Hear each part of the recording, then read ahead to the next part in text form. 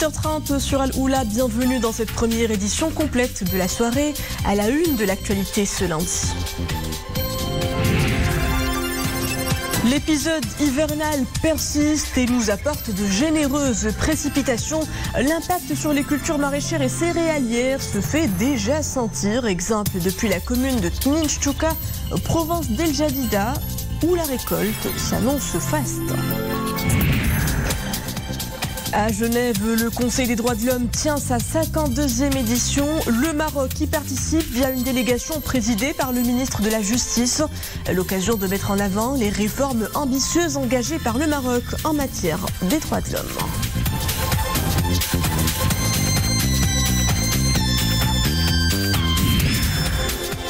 Et nous allons clore ce journal en musique et en chant. Le répertoire afro-américain Black Spirituals s'invite à Fès.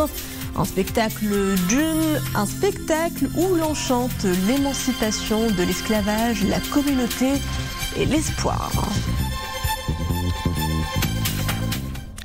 Bonsoir. La pluie a fait son grand retour ce week-end, des précipitations qui ont touché les 2/3 du pays avec des hauteurs relevées de l'ordre de 35 mm à Ifrane, 32 à Safi, 27 à Casablanca. Il est tombé 18 mm du côté de Marrakech, 17 à Fès et Meknès, puis 15 mm relevés à Ben Guerir, Ben Iblal et Khouribga. On relève par ailleurs 7 mm à Stade et Ben Slimane, puis moins d'1 millimètre de précipitations à Taroudan, Chefchaoued, Larache, Tétouan, Tiznit et Sabira Port. Nous allons garder ces mêmes conditions demain encore avec de fortes pluies, parfois orageuses aussi, entre 25 et 40 mm à Ifrane, Moulay Yacoub, Sfro, Fès, El Hajeb, Meknès, Sidi Slimane, Khmissat et Khnifra.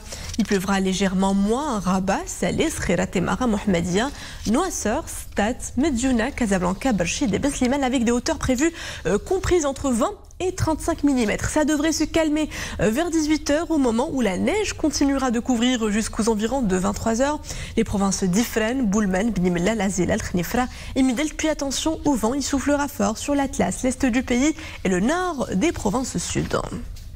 Ces précipitations abondantes qui arrosent de nombreuses régions du territoire national, les maraîchers et céréaliers les attendaient avec impatience. Une pluviométrie qui profite à leur végétation, l'une des plus gourmandes en eau. Nous sommes allés voir du côté des exploitations maraîchères de Tninchtuka et El Jadida, où les ressources en eau de pluie sont suffisantes à l'irrigation de ces 370 000 hectares de superficie agricole.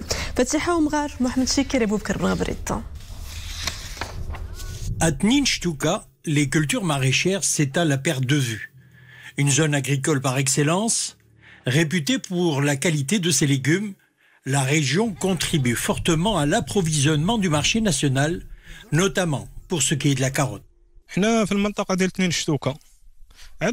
Nous cultivons des légumes comme le navet, la carotte ou encore la tomate. La tomate aujourd'hui met du temps à mûrir, sa production s'annonce d'ailleurs très prometteuse. Pour ce qui est de la pomme de terre, nous venons juste de la mettre en terre.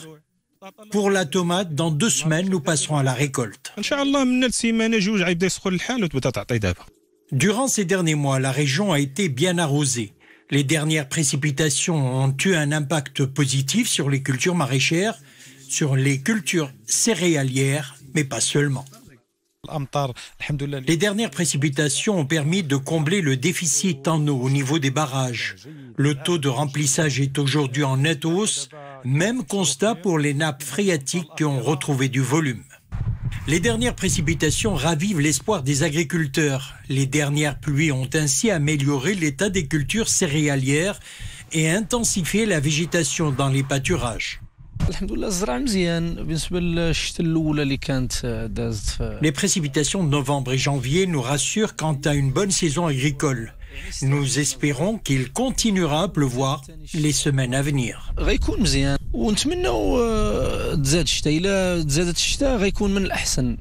Au niveau de la province d'El Jadida, la superficie dédiée à l'agriculture se chiffre à quelques 370 000 hectares. Les cultures maraîchères occupent une superficie de 14 000 hectares.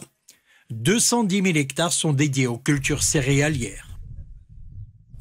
Des pluies bienfaitrices qui ont également revigoré les barrages du royaume. Leur retenue ont atteint plus de 5 milliards de mètres cubes, un taux de remplissage de 33,3%. Le barrage El Wahda enregistre le taux le plus élevé avec 2,7 milliards de mètres cubes, suivi du barrage Oued El Makhazin avec un taux de remplissage de plus de 83%. Puis le barrage Driss Ier est en troisième place avec des retenues de 295 millions de mètres cubes. Le chancelier fédéral d'Autriche Karl Nehammer est arrivé cet après-midi au Maroc pour une visite officielle. À son arrivée à l'aéroport Marrakech Menara, Karl Nehammer a été accueilli par le chef du gouvernement Aziz Akhnouch. Lors de cette visite qui s'inscrit dans le cadre de la célébration du 240e anniversaire de l'établissement des relations diplomatiques entre les deux pays. Monsieur Nehammer a accompagné notamment du ministre fédéral de l'Intérieur et du vice-ministre fédéral des Affaires européennes et internationales. Aura une série d'entretiens avec nombre de responsables et d'hommes d'affaires marocains. Le chancelier autrichien est également accompagné d'une importante délégation d'hommes d'affaires lors de cette visite qui sera marquée par la tenue du forum Maroc-Autriche. Également en visite dans le Royaume, une importante délégation du Sénat américain qui a salué le rôle de Sa Majesté le roi Mohammed VI dans le renforcement de la paix et la prospérité dans la région et dans le monde. Déclaration faite à l'issue d'entretiens avec le ministre des Affaires étrangères, de la coopération africaine et des Marocains résidant à l'étranger, Nasser Bourita. Les entretiens des sénateurs américains ont permis de passer en revue les relations solides entre le Maroc et les États-Unis et de discuter de la coopération bilatérale pour faire face ensemble à un large éventail de défis régionaux et internationaux.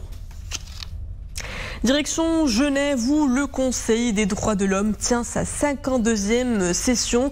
Sur place, le ministre de la Justice Abdeltef Wahbi préside la délégation marocaine. L'occasion de mettre en avant la mise en œuvre des réformes engagées par le Maroc en matière des droits de l'homme, mais également de souligner l'essor global des provinces du sud du royaume. On contraste avec les souffrances des séquestrés des camps de Tindouf en Algérie. Imen Abloui nous envoyait à Genève Soukaina Idrissi et Nourtin Saber. Au 52e Conseil des droits de l'homme à Genève, le Maroc décline les derniers développements au sujet de son intégrité territoriale. Le ministre de la Justice réitère le soutien du Royaume au processus politique et son attachement au format des tables rondes avec la participation de toutes les parties sous l'égide exclusive des Nations Unies. Il y a une orientation claire en vue d'appuyer ce processus basé sur l'initiative marocaine d'autonomie et les résolutions onusiennes. Autre avancée majeure dans le domaine de promotion des droits de l'homme, l'essor global des provinces du sud du royaume, en contraste avec les souffrances des séquestrés des camps de Tindouf en Algérie qui durent depuis près d'un demi-siècle. Il y a une forte percée en matière des droits de l'homme dans les provinces du Sud. Il s'agit non seulement des droits fondamentaux comme les droits civiques et politiques, mais aussi du renforcement des droits économiques, sociaux, culturels et environnementaux. C'est une réalité palpable, saluée et consacrée par un bon nombre de rapports onusiens. La promotion des droits de l'homme et les réformes engagées, tant au niveau politique, économique et social, ont été exposées lors de ce conclave. Des réformes en phase avec la volonté suprême de l'État d'en faire une orientation nationale stratégique irréversible. Le Maroc s'érige en cas d'école par la présentation de son rapport sur la protection sociale et sur d'autres projets d'envergure comme Aouraj et à travers aussi des conventions que le Maroc a ratifiées. Des priorités exposées dans un discours au Palais des Nations Unies inaugurant le statut du Maroc en tant que membre du CDH pour la période 2023-2025. À l'approche du mois de Ramadan, le suivi de l'approvisionnement du marché national se poursuit à un rythme soutenu. Des visites de terrain qui intéressent non seulement les vendeurs, mais également les unités industrielles agroalimentaires. Exemple à Tantan avec Hafed Mahdar, Abdelrahim Haji et Zakaria Moukim Billah. Une agitation inhabituelle dans cette unité de conserverie de poissons à Tantan. La brigade de contrôle des prix et de la qualité y effectue une visite d'inspection. Les agents suivent le processus de fabrication. Ils s'assurent d'abord de la qualité du poisson et des conditions d'hygiène. La brigade provinciale mixte regroupe nombre d'intervenants. Son rôle est d'effectuer des visites de terrain afin de sensibiliser les producteurs et les vendeurs, car ils sont une catégorie importante. Nous visitons aussi les unités industrielles de la province. Pour ce qui est de cette unité, il s'est avéré qu'elle respecte les normes de sécurité de production. La qualité est un aspect important de ce processus. Les agents contrôlent les normes de mise en conserve ainsi que les dates de péremption. Nous passons en revue les activités commerciales et industrielles des usines au niveau de la province de Tantan. Les salariés sont sensibilisés à l'importance de l'hygiène et de la nécessité de passer des examens de santé. À l'approche du mois de Ramadan, les visites de terrain s'intensifient. Des visites effectuées dans les différents points de vente et les unités de production, dont le but est aussi de contrer toute activité de spéculation. Vous êtes nombreux à avoir choisi de vous lancer dans la création d'entreprises. Alors pour vous accompagner dans cette aventure, chef d'entreprise en herbe, vous pouvez compter sur le coup de pouce du ministère du Tourisme, de l'Artisanat et de l'Économie sociale et solidaire. Après avoir financé 10 000 porteurs de projets en 2022, le programme gouvernemental Força repart pour une deuxième édition.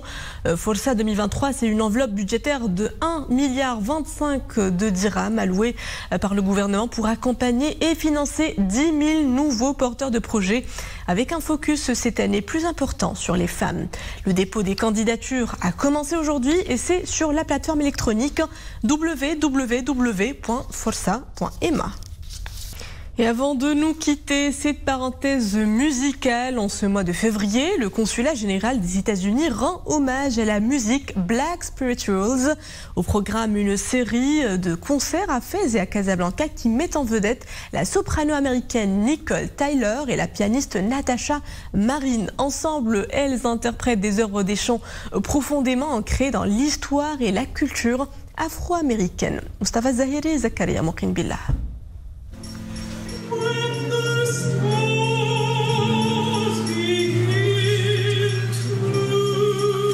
Les chants du Black Spirituals résonnent à Fès. Portés par la voix sublime de la soprano américaine Nicole Tyler et de la pianiste Natasha Marin, ces œuvres chantent l'émancipation de l'esclavage, la communauté et l'espoir.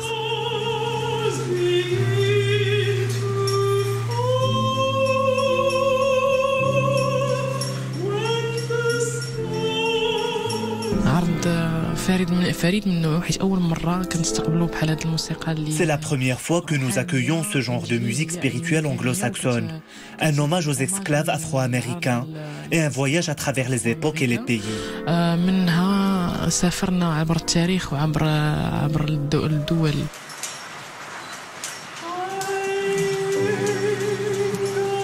Ces œuvres du Black Spirituel retracent toute l'histoire et la culture afro-américaine. Des performances puissantes et sensibles, interprétées par la chanteuse Nicole Tyler.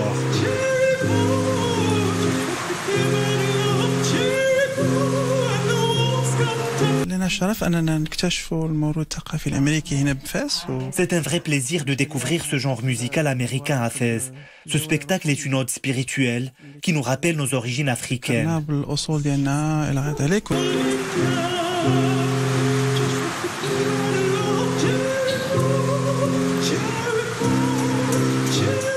Le style black spirituel s'est développé au XVIIIe et XIXe siècle. Simple et accessible, ce genre de musique est cependant riche par une ferveur religieuse, voix de la paix et de la coexistence entre les cultures.